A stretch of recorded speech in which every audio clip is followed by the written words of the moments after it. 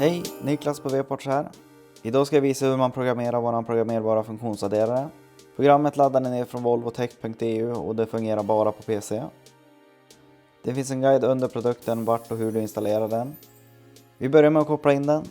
Och skulle det stå No Device Found till vänster under Device så finns det en guide på hur du installerar drivrutiner för modulen under produkten.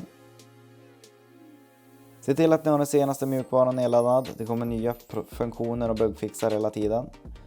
Öppna settings och öppna sedan en webbläsare för att söka fram bilens VIN-nummer.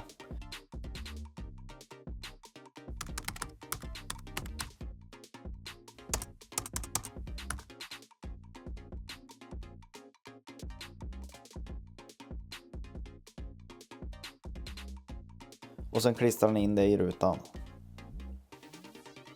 Nu visas bara de funktioner som är möjliga på bilens modellår. Vi här aktiverar vi några schyssta funktioner. Så som att det är extra drag med vindrutetorkaren efter 15 sekunder.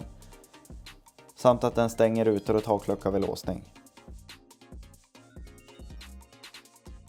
Här aktiverar vi DRL-funktion som fungerar när du har ljusvredet på 0 i bilen.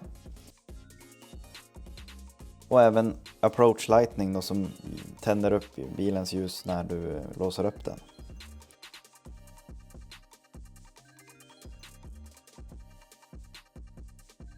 Gouge sweep är som mätarna slår fullt utslag vid start, en riktigt snygg funktion.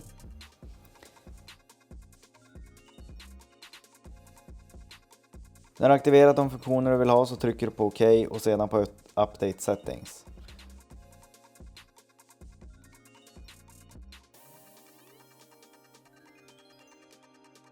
Och nu var det klart och det är bara att koppla in den i bilen.